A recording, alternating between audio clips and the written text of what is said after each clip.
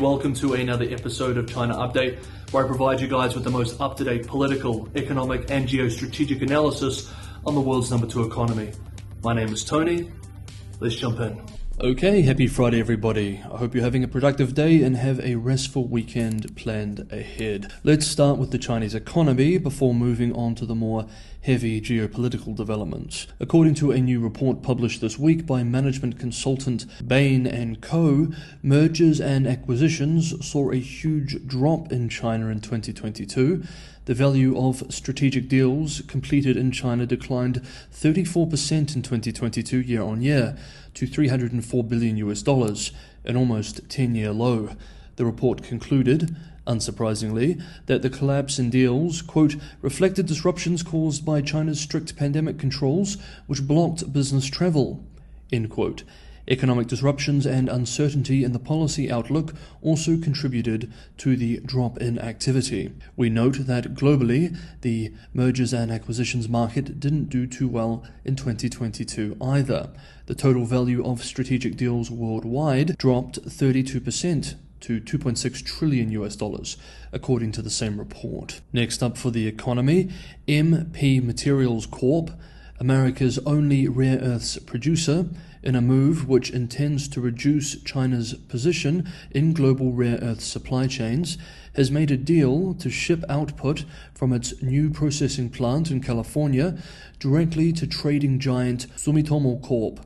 For distribution in Japan. Previous to this deal being made, output from the Californian mine first went to China for some processing operations before being sent to Japan for more value-added work. Bloomberg News writes that MP Material Corp's Mountain Pass, quote, has emerged as a flagship operation in the US push to reshape flows of critical minerals, end quote. MP Material Corp's Mountain Pass accounted for about 15% of the world's mined rare earth supply in 2021. In 2022, US President Joe Biden okayed $35 million in funding to expand the activities of the critical rare earths beyond mining. Rare earth elements are used as components in high-technology devices, from smartphones, digital cameras, and computer hard disks, to computer monitors and electronic displays. In rare earths, China currently accounts for 85% of global refining capacity. And finally, on the Chinese economy, local government fiscal pressures is a topic we discuss a lot here on China Update. It is admittedly a bit of a hobby horse of mine, but I do believe that local government fiscal strain is one of the most underappreciated China stories of this decade. And I hope you will indulge me in following this story from time to time. Chinese financial media outlet Caixin published a brilliant report today discussing this very topic, namely how fiscal revenue growth has slumped as a result of the slowing economy, the property crisis, and tax cuts, while spending has surged. Let's touch on a few observations in the report. Now quoting the analyst directly. These stresses have highlighted a thorny and long-standing challenge: how to overhaul the fiscal, budget and taxation systems to put local government finances on a sustainable footing. It's an arduous task that includes unexciting but important changes, such as making budgets more transparent, strengthening management of fiscal resources, such as assessing the affordability of projects, and improving control over on-budget and off-budget debt and spending. Policymakers are grappling with deep-rooted problems ranging from inefficiency, poor budget coordination, and overlapping spending among different budgets, to imbalances in revenue and spending obligations between the central government and local authorities, and financial risks stemming from trillions of yuan of hidden local government debt. The tax-sharing system introduced in 1994 has also left local governments with less of the tax revenue pie while shouldering most of the spending burden, making many of them heavily dependent on transfers from the central government. End quote. We should add that this is not just an economic reliance, but a political one too. The report ends on a rather concerning note. Quote, reining in hidden local government debt has been on the central government's agenda for years. No official figure for the scale of the liabilities has been published, although some analysts have put the figure as high as 50 trillion yuan. End quote. Next up, the Ukraine war and Taiwan. Hey guys, if you enjoyed the episode, don't forget to hit that like button, share and subscribe if you haven't already. That's a huge help for the channel too. And for anyone who wants to go that extra mile and help keep the channel sustainable, Patreon and Buy Me a Coffee links are in the description below. As always, thank you so much everybody for the ongoing support. Although it is quite messy in its conception, as we follow Beijing's geopolitical considerations in its competition with the US, we need to start thinking about trilateral developments between Russia, China and the US as they relate to the flashpoints of the Ukraine war in Europe and cross-Taiwan Strait relations in East Asia. A lot is happening on both these fronts this week. We already unpacked a lot of this in yesterday's video, so let's continue here with the newest developments, starting with the Ukraine conflict. German newspaper Der Spiegel, please forgive my atrocious German pronunciation, reports that China is negotiating with Russia to supply kamikaze drones, writing, quote, "The planned cooperation between Beijing and Moscow goes even further than Blinken makes it sound," end quote. Referring here to the US Secretary of State interview last weekend in Germany, where he expressed that he had warned his counterpart, Wang Yi, against supplying Russia with offensive weapons. The German newspaper continues, quote, "The Russian military is engaging in negotiations with Chinese drone manufacturer Xi'an Intelligent Aviation Technology over the mass production of kamikaze drones for Russia," end quote.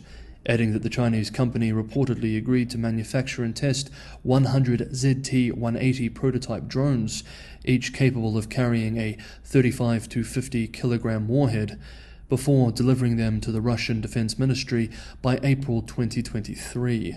If this German media report is accurate, it would represent a serious escalation in Chinese support for Moscow in the Ukraine war, and greatly harm Beijing's relations not just with Washington, but with many in the EU also.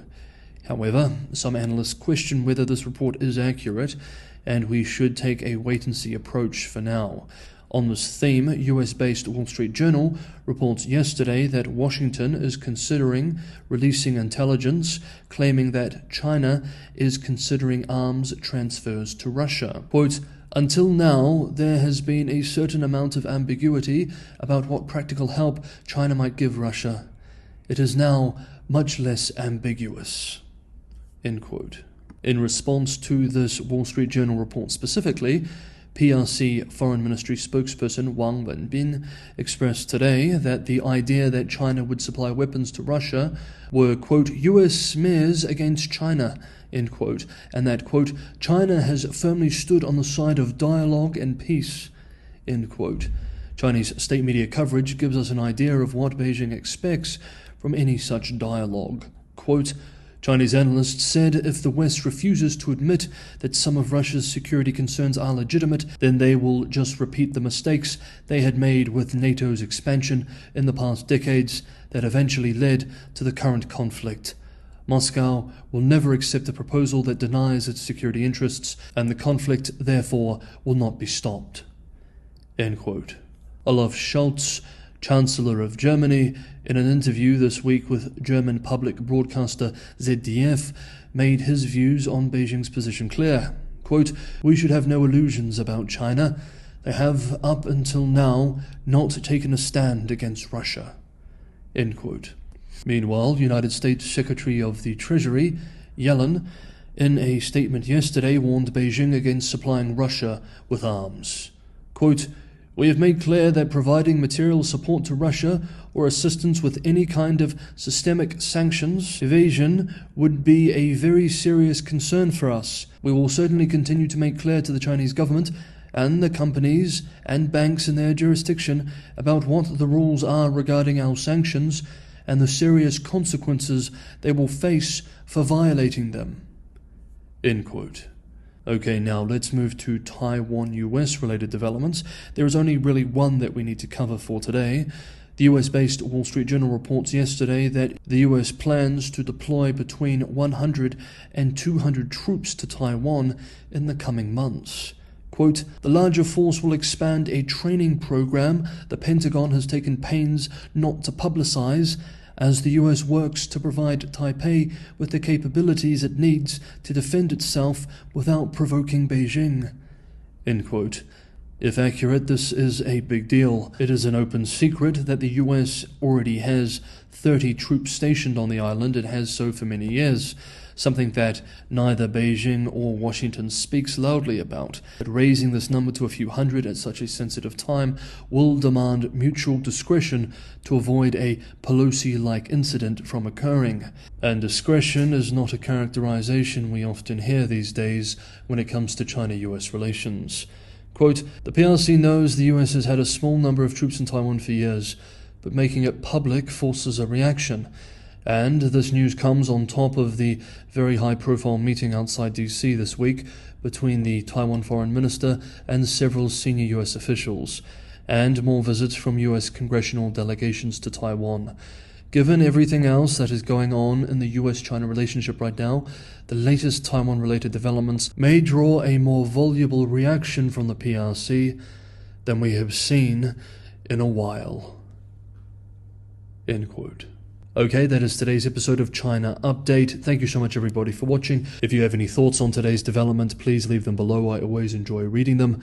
Wherever you are, have a lovely Friday, and I will see you all tomorrow.